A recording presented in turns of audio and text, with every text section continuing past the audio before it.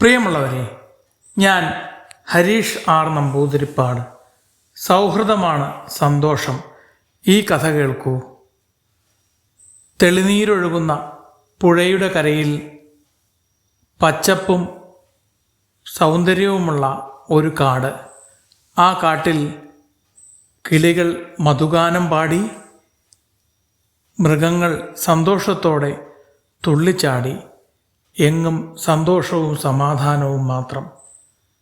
അവിടെ മിണ്ടു എന്ന കുരങ്ങനും ചിണ്ടു എന്ന അണ്ണാനും കുട്ടൻ എന്ന കരടിയും കൂട്ടുകാരായി കഴിഞ്ഞിരുന്നു.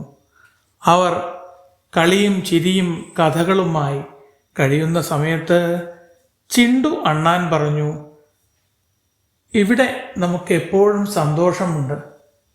ഇനി കാടിൻ്റെ മറുവശത്ത് എങ്ങനെയാണെന്ന് നോക്കിയാലോ?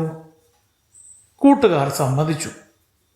അവർ ഒരുമിച്ച് കാടിൻ്റെ നടുവിലുള്ള കുന്ന് കയറി ഇറങ്ങി അപ്പുറത്തുള്ള മൈതാനത്തെത്തി.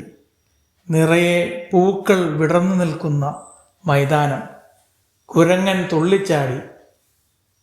കരടിക്കും സന്തോഷമായി. അണ്ണാൻ പറഞ്ഞു, ഹോ, ഇത്ര നാളായിട്ട് നമ്മൾ ഇവിടെ വന്നിട്ടില്ലല്ലോ. എത്ര മനോഹരമായ ഇലകൾ, പൂക്കൾ, എന്തൊരു ഭംഗി. പക്ഷിക്കൂട്ടം അവരെ സ്വാഗതം ചെയ്തു. ആ മനോഹരമായ സ്ഥലത്ത് എന്നും വസിക്കാൻ അവർ ആഗ്രഹിച്ചു. അപ്പോൾ കരടിക്കുട്ടൻ പറഞ്ഞു, ഈ ഭാഗം ഏറ്റവും സൗന്ദര്യം നിറഞ്ഞതാണ്, ഞാൻ സമ്മതിക്കുന്നു. പക്ഷേ നാം ജനിച്ചു വളർന്ന കാടിൻ്റെ മഹത്വം ഇവിടെ ഒരിക്കലുമില്ല. ആദ്യം അണ്ണാന് സമ്മതമായില്ല. അതെന്താ, ജനിച്ചു വളർന്ന കാട്ടിൽ മാത്രമാണോ എപ്പോഴും താമസിക്കാവൂ? അതല്ല കൂട്ടുകാരെ, അത് നമ്മുടെ കാടാണ്. ഇവിടെ നമ്മൾ അതിഥികളാണ്. അതിഥികളെ ഇവിടെയുള്ളവർ സ്നേഹത്തോടെ സ്വീകരിക്കും.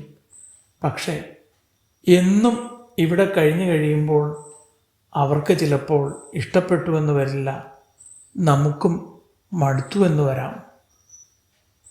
അണ്ണാൻ സമ്മതിച്ചു.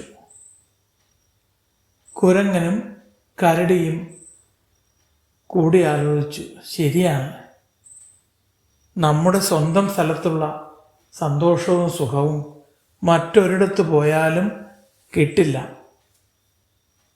അപ്പോൾ അവിടെ എത്തിയ കിളികൾ പറഞ്ഞു, നിങ്ങൾ പറഞ്ഞത് ശരിയാണ്.